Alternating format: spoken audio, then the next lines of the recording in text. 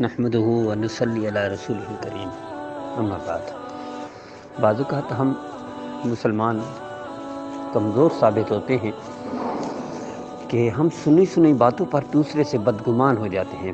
دوسرے کے بارے میں غلط فہمی کا شکار ہو جاتے ہیں، یا دل ہی دل میں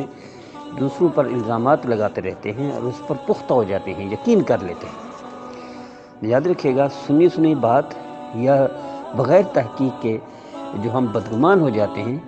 اس کی اگر حقیقت دیکھیں تو بدگمانی کی تہ میں صرف بدگمانی ہوتی ہے، کوئی حقیقت نہیں ہوتی،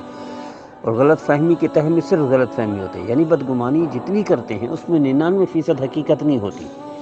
99% اس میں غلط فہمی ہوتی ہے، 99% بدگمانی ہوتی ہے۔ یقین نہ ہے تو آپ اپنا زندگی کا مشاہدہ کر لیں، تجربہ کر لیں کہ جب بھی کہیں بدگمان ہو کسی سے بھی، کسی کے بارے میں، چھوٹا ہو بڑا ہو، کالا ہو گورا ہو، نمازی ہو غیر نمازی ہو، پرہیزگار ہو یا نافرمان ہو اور بدکار ہو، کچھ بھی ہو، اگر بدگمانی آتی ہے دل میں تو تحقیق کریں گے تو کوئی حقیقت نہیں ہوگی اس کی بدگمانی۔ اس کی مثال دوں، یہاں کراچی میں میری اپنی سوچ کے مطابق سنی باتوں میں ایک ایمبولینس کو سمجھتا تھا کہ یہ 2 نمبر لوگ ہیں اور یہ اسلحہ منتقل کرتے ہیں یا انسانی ڈھانچے ادھر ادھر کاٹ پھوٹ کے بیچتے ہیں یا ادھر منتقل کرتے ہیں۔ مثلا اس کے بارے میں، امن ایمبولینس کے بارے میں سن لیا کہیں سے تو میں نے یقین کر لیا، میرے دل میں پختہ ہو گیا اور تحقیق نہ کر سکا کہ اس کو مشاہدہ کرتا، اس کو تحقیق کر لیتا، پوچھ گچھ کر لیتا، دیکھ لیتا، تو دل میں یہ یقین آ گیا سنی باتوں پر، یہ جو ہے نا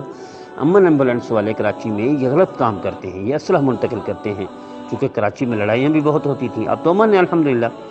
اللہ کے کرم سے، اللہ کے فضل سے۔ تو ایک دفعہ ایسا ہوا، میری والدہ محترمہ جو کائنات میں مجھے سب سے زیادہ عزیز ہیں،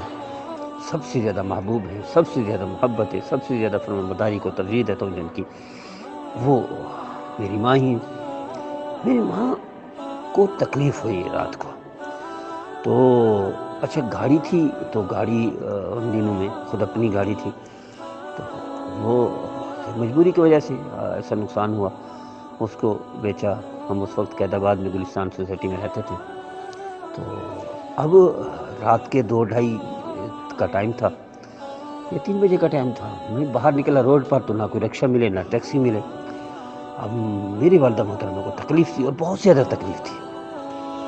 تو یہ برداشت نہ ہوا، میں ادھر بھاگا، یہاں تک کہ گلستان سوسائٹی قید آباد سے بہت دور ہے، تو رات کو اندھیرے میں قید آباد تک گیا، لیکن کہیں سے کچھ نہ ملی ٹرانسپورٹ۔ آخر کر وہ کیا، میں نے کال کی ایمبولینس کو، ایدھی کو، تو کوئی جواب نہ آیا، پھر چھیپا کو کیا، کوئی جواب نہیں آیا، اسی طرح اور تھیں جن کے نمبر تھے، وہ آخر کار اسی کو کال کرنی پڑ گئی جس کے بارے میں غلط فہمی اور بدگمانی کا شکار تھا کہ اسلحہ منتقل کرتے ہیں اور یہ 2 نمبر لوگ ہیں، وہ تھی امن ایمبولینس، امن والوں کی ایمبولینس۔ ان کو کال کی تو وہ آ گئے۔ اب جب میں اپنی والدہ محترمہ کو لے کر جا رہا تھا اسپتال، اس میں تو دل میں خیال ہے کہ میں اتنی مدت تھی، اتنا عرصے سے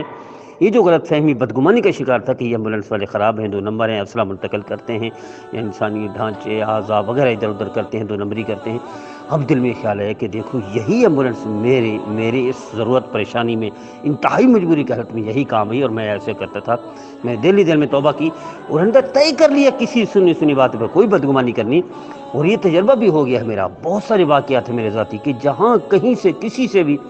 بدگمانی کرتے ہیں، اسی جگہ پہ اللہ کر محتاج بھی کرتے ہیں، اسی کو ضرورت بھی بنا لیتے ہیں، اور اگر بندے کی خوش نصیبی خوش قسمتی ہو تو اللہ توبہ کی توفیق بھی دیتے ہیں۔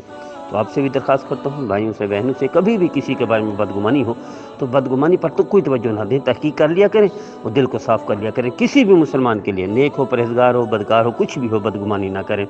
کوئی غلط نہ سمجھے، کسی کو گنہگار بدکار نہ سمجھے، نفرت نہ کریں کسی سے، ورنہ اپنا نقصان ہوتا ہے۔ مجھے امید ہے میرے بھائی میری بہنیں اس پر عمل کریں گے اور کرائیں گے، سنیں گے، دوسروں کو سنائیں گے۔